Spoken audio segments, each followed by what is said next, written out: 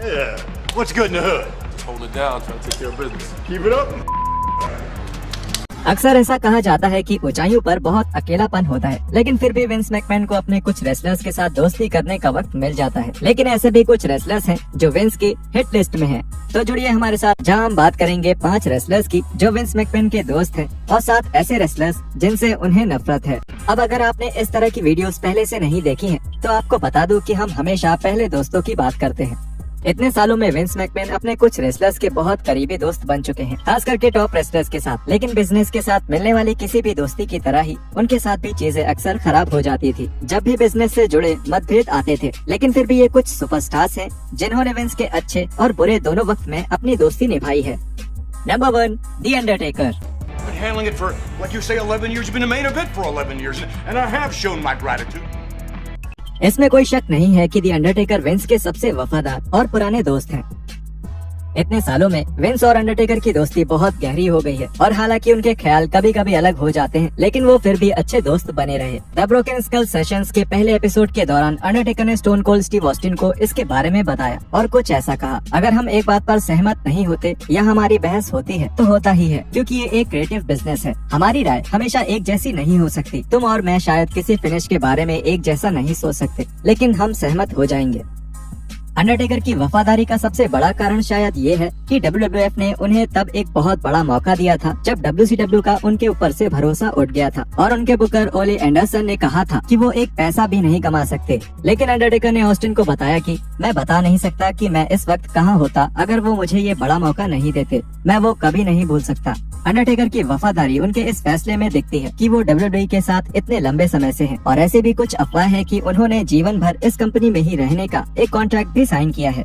आपको शायद याद होगा कि अंडरटेकर स्टारकास्ट 3 पर आने वाले थे और एक शानदार टूर पर भी जाने वाले थे, जिसमें WWE से बाहर वो कई जगहों पर नजर आते हैं।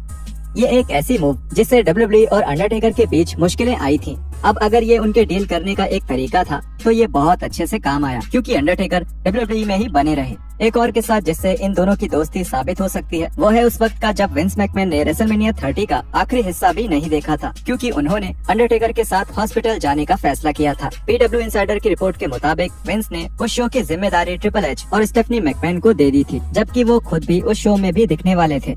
अब अगर विंस साल का सबसे बड़ा शो केवल अपने दोस्त का ख्याल रखने के लिए छोड़ सकते हैं, इसका मतलब इनकी दोस्ती वाकई में बहुत गहरी है।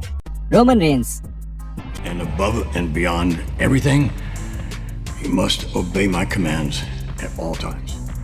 इसमें कोई शक नहीं है कि विंस मैकमैन को रोमन रेंस में बहुत दम दिखता है, और उन्होंने रेंस को पिछले 5 सालों में एक मेन इवेंट के रेसलर के तौर पर बहुत पुश किया है, बावजूद इसके कि उन्हें फैंस से काफी मिले जुले रिएक्शंस मिले हैं। हालांकि मैकमैन पहले से रेंस के दोस्त थे, लेकिन उनकी दोस्ती रेंस के साथ तब और भी गहरी हो गई जब रेंस को ल्यूकीमिया होने का पता चला। स्पोर्ट्स इलस्ट्रेटेड के जस्टिन बेरासो के साथ एक इंटरव्यू के दौरान रेंस ने उस सलाह के बारे में बताया जो उन्हें विंस ने दिया था जब उन्हें फिर से ल्यूकीमिया का सामना करना पड़ा था। विंस ने मुझसे कहा, हर पल को जियो। उन्होंने कहा, बस अपने दोस्तों और परिवार के साथ रहो, और जितना हो सके उतना सब अपने अंदर संभालो, हर खुशी को और बड़ा कर लो।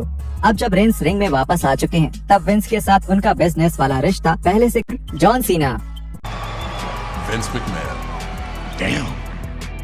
जॉन सीना साल 2000 से WWE के साथ बने हुए हैं। 2002 में मेन रोस्टर पर डेब्यू करने के बाद वो जल्द ही मेन इवेंट के रेसलर बन गए। इतने सालों से सीना WWE के लिए वफादार रहे हैं और मैकमैन के भी अच्छे दोस्त रहे हैं।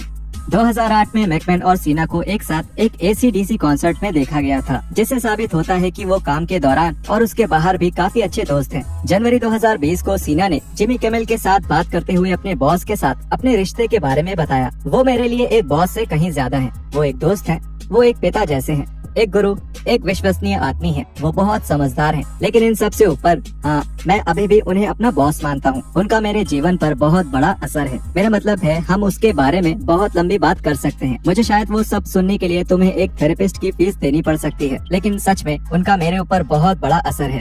रेसलिंग में जॉन सीना की सफलता और उनका इतना शानदार हॉलीवुड करियर सब कुछ WWE से ही शुरू हुआ था, और ये जाहिर है कि सीना अपनी इस सफलता के लिए मैकमैन के शुक्रगुजार हैं। Brock Lesnar. Brock have special privileges he does, but I think he's earned most of those privileges.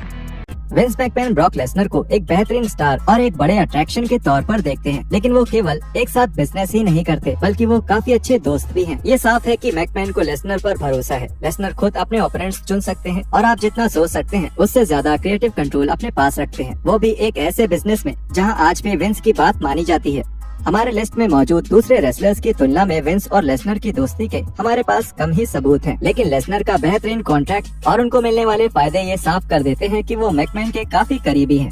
R-Truth। R is your real first name, isn't it? Correct. Always thought that was kind of a silly first name, R. Ron killings वो आदमी है जो Vince McMahon को हंसा सकते हैं, और ये उतना मुश्किल भी नहीं है क्योंकि R-Truth ज्यादातर WWE यूनिवर्स को अपनी हरकतों से हंसा सकते हैं। जाहिर है कि मैकमैन ट्रुथ को सिर्फ एक जोकर बनने के लिए पैसे नहीं देते हैं, और रॉन के अभी तक रेसलिंग करने के पीछे एक कारण है। रेसलिंग न्यूज सीईओ के पॉल डेविस के मुताबिक उन्हें एक सोर्स ने बताया था कि विंस रॉन को बहुत पसंद करते हैं। सभी लोग रॉन से प्यार करते हैं, लेकिन विंस को वो सच में बहुत पसंद है क्योंकि वो सब कुछ करने के लिए तैयार रहते हैं। कभी कभी विंस समझ जाते हैं जब कोई बिना मन के कुछ करता है क्योंकि वो बेवकूफी भरा काम है, लेकिन रॉन के साथ ऐसा बिल्कुल नहीं है और विंस को ये बहुत पसंद है। मुझे लगता है रॉन अगर चाहे तो वो जिंदगी भर यहाँ काम कर सकते हैं। लिटिल जिमी याद है, विंस को वो बहुत पसंद आया था, वो उस चीज पर बहुत जोर से हंसे थे। ये बिजनेस और दोस्ती का एक अच्छा मिक्स है। R-Truth एक शानदार परफॉर्मर है और उनका अच्छा व्यवहार शायद विंस मैकमैन को उस स्ट्रेस से छुटकारा दिलाता है जो उन्हें दूसरे रेसलर्स देते हैं। You can tell